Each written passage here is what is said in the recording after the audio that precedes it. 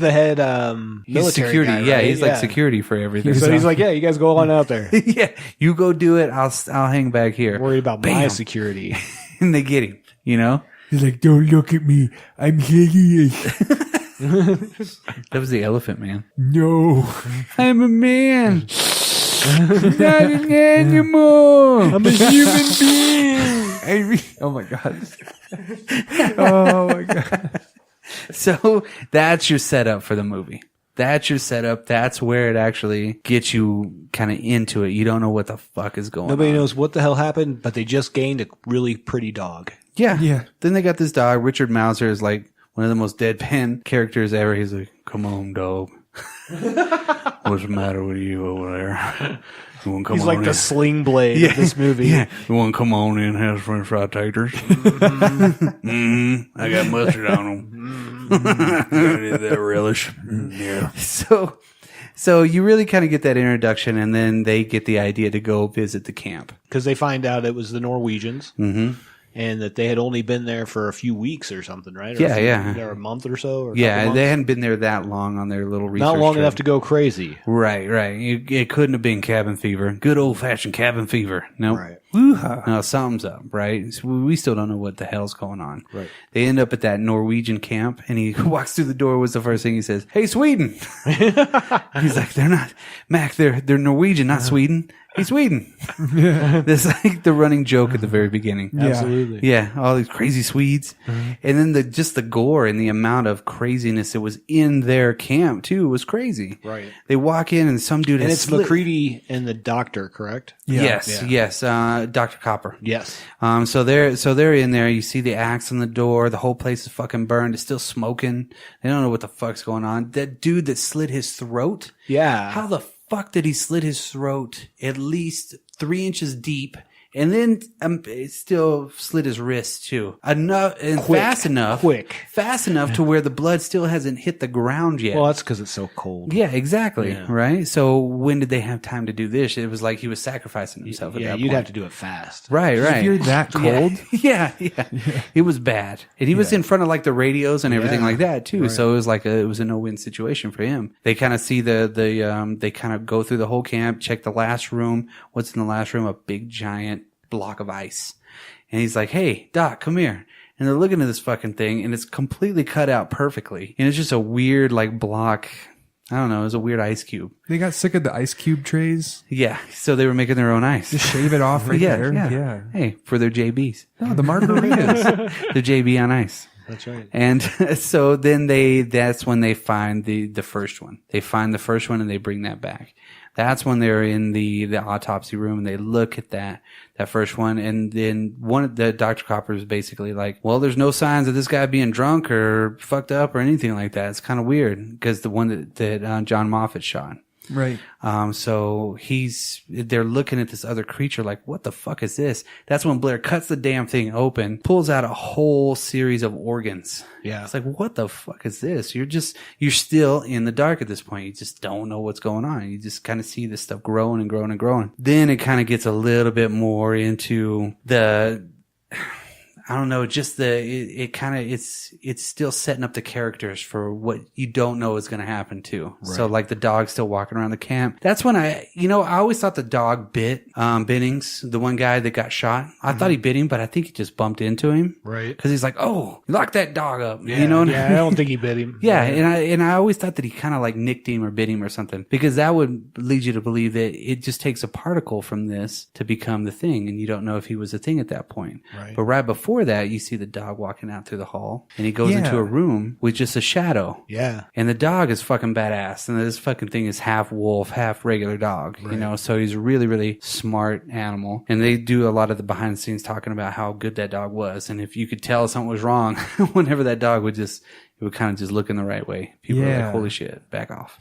Right. And he goes into the room and they leave that shadow ambiguous. even after you pause it and you look at it and you're like, who could this guy be? Who is he getting first? The only thing you could like even discern from the shadow was like the hair a little bit. Maybe. Barely. And then like maybe you had like 2 or 3 guesses still, you know what I mean? Based off that. But my theory on this is that they did that on purpose. They made it not figure to a specific person, because what's one thing John Carpenter does really well? He does suspense and like thrill and that kind of like, you don't know what's going to happen, because he pulls back the information. Yep. You know, you don't get the whole picture or the whole story, or he ends it a little early just before the thing actually concludes. So you don't know what happened. And that way your mind wanders. Yeah. And at this point too, you only have a little glimpse of Just the a- actual monster. Just a little baby. Yeah, you have a little glimpse of the monster, and you don't even know it's a monster yet. Nope. But then you have that dog that they were chasing that you kind of are putting 2 and 2 together. You kind of see how things are going to play out. Then this is where the movie really fucking takes off too.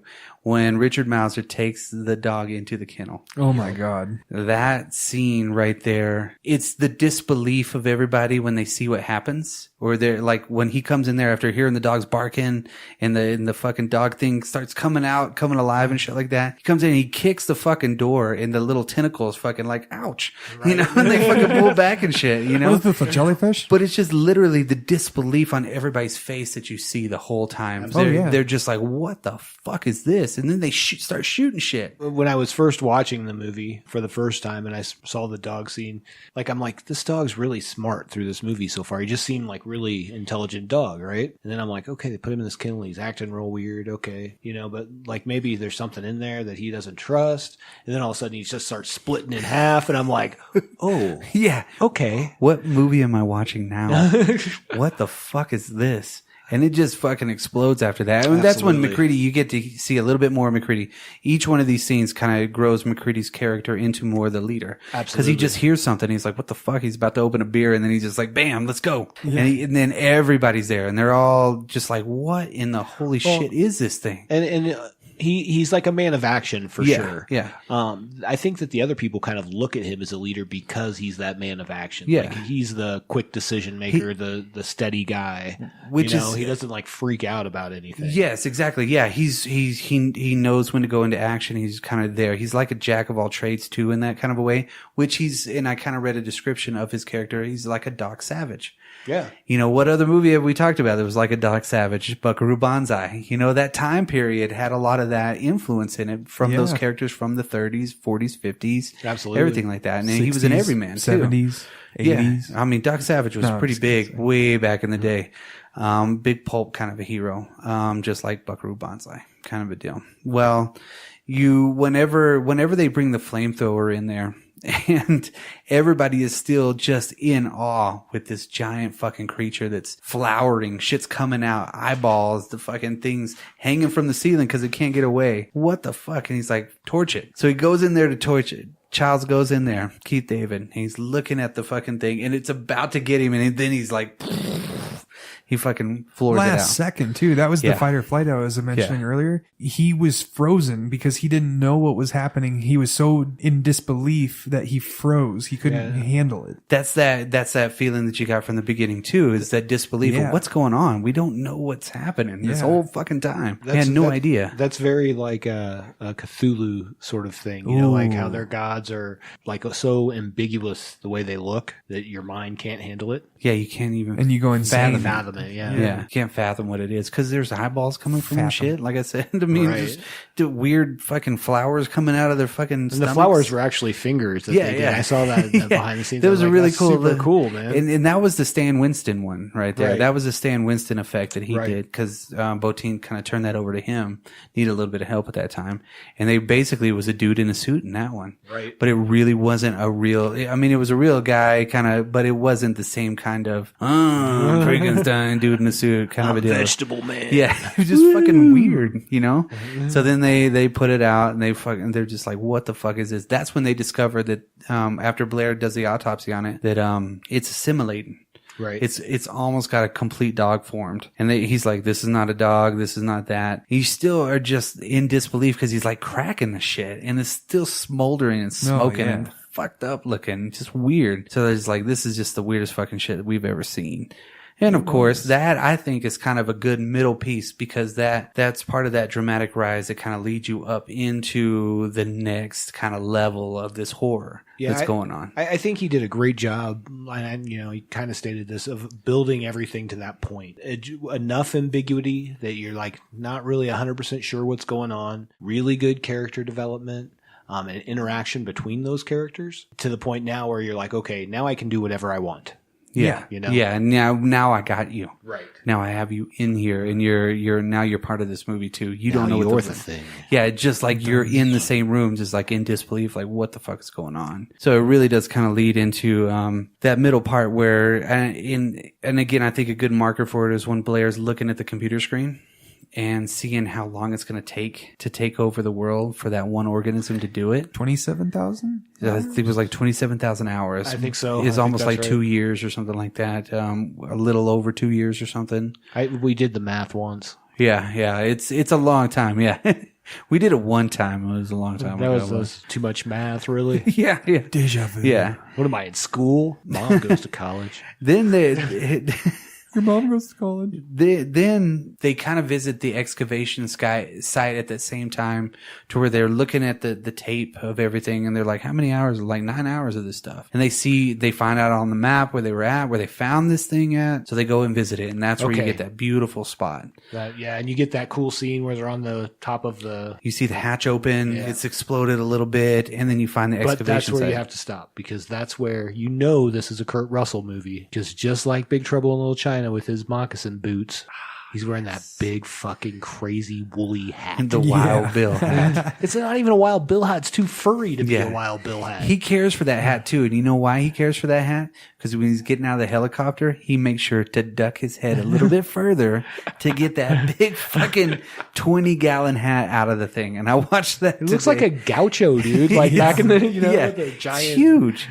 And of course, he's got all of his warm clothes on, and he's got his big jacket, he's got his nice sunglasses and everything. But that hat is perfectly fit for the winter weather. You know what I mean? Oh, yeah. Like he could put on a hoodie underneath it and still have room in that motherfucker. You know what I mean? Yes. Like, if he gets trapped somewhere, he could break ice in it and maybe cook in that motherfucker too. I mean, that hat is badass. When he takes off on the first flight, you're like, what the fuck? That's really his hat? And it fits perfectly on his back like Captain America's shield and shit. It's a fucking badass hat. I wonder where that hat is. And if anybody knows, I wonder why that hat is. Somebody tell me that, because again, I feel like they got it from an Argentinian gaucho that has nothing to do with Antarctica. It's like, can you bend this? Argentina's kind of close. Yeah, well, I mean, do you think they bought a sombrero and then were like, how are we going to get this to fit in the helicopter? It's like, got an idea. Cold, please. Yeah, let's bend this shit. But we're going to be cold, so let's make it real fuzzy. Yeah, I wonder where that hat is in real life now. I don't know. That'd be so awesome to find it. Cool movie prop to own. Oh my god, it's just like that's R.J. McCready's hat right there. It's in a nice glass case with a picture of the thing. You want to see me wear it? Oh. Yeah, I don't do this for everybody, so you found it.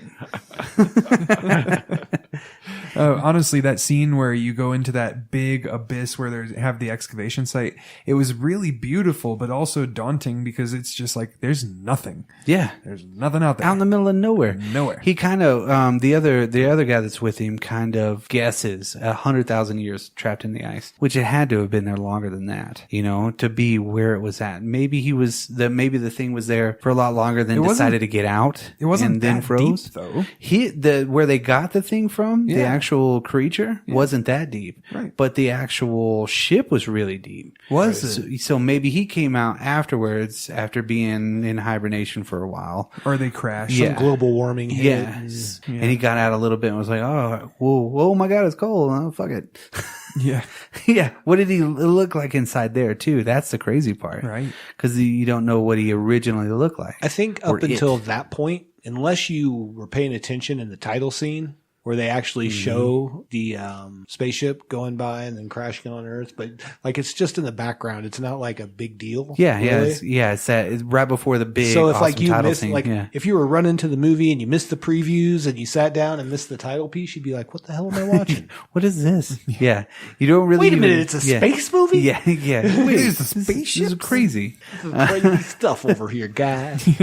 Then I mean Crazy that. John Carpenter. Well, the whole matte painting for that thing was fucking awesome. Even the hole in the ground was a painting too, Yeah, wasn't right. it? Until they got up close with it. Right. Everything was really, really done well on that part of it.